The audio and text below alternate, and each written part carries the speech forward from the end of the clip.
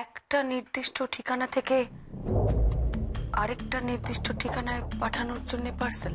হ্যাঁ। কিরকম? মানে বড় ছোট কিরকম পার্সেল? মানে সেটা এক একবার এক এক রকমের হতো।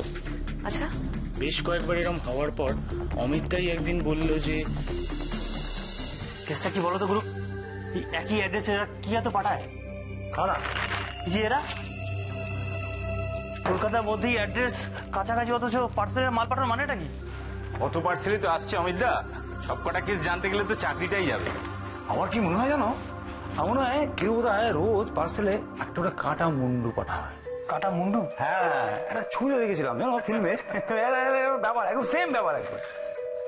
আরো বটে রুচি, সোজা কাটা মুন্ডু। হ্যাঁ, আমার মনে হয় এর মধ্যে কোনো প্রেমিকের হৃদয় আছে।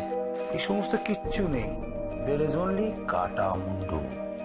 তুমি কি শিওর এর মধ্যে কোনো ক্রাইম চলছে? অবশ্যই, দেখো।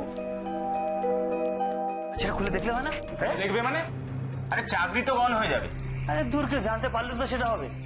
আর আমাদের এই তিনজন ছাড়া কে জানছে কে? কি এই তোমার মতলবটা কি বলো তো অমিতদা?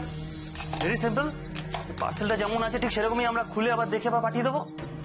এতদিন আমরা কুরিয়ার সার্ভিসে কাজ করছি, এটুকুন পারবো না? তুমি খেপেছো নাকি? এটা কি খুলছো তুমি? দেখো রুচিতা কি করছে। এই আমি একটা কথা বলি ভাই, দেখো মানে মানে এইগুলোর না কোনো দরকার নেই, মানে যদি কোনো প্রবলেম হয় আবার। কিছু হবে না, কোনো প্রবলেম হবে না, কেউ জানতেই পারবে না। মানে আরে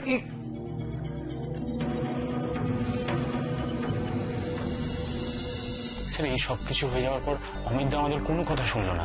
মানে রুচিরটা বারবার করে বারণ করলো, তবুও পার্সেলটা নিয়ে এই ঘরে চলে এলো খুলে দেখবার জন্য।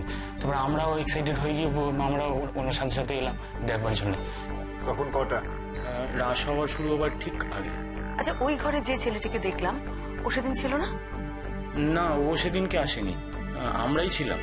ও, কাউন্টারটা ফাঁকা রেখে আপনারা সবাই এ ঘরে চলে এলেন? আমাদের ছোট অফিস তো, বাইরে কেউ এলে এখান থেকে বোঝা যায়। পার্সেলটা খুলতে আপনারা এ ঘরে চলে এলেন, অমিতবাবু পার্সেলটা খুললেন? হ্যাঁ, অমিতা ওটা জোর করেই খুললো, আর সেটা খোলার পরই বিপদ।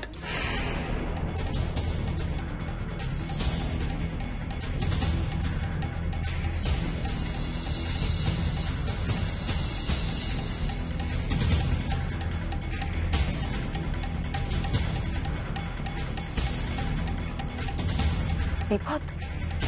কিরকম বিপদ?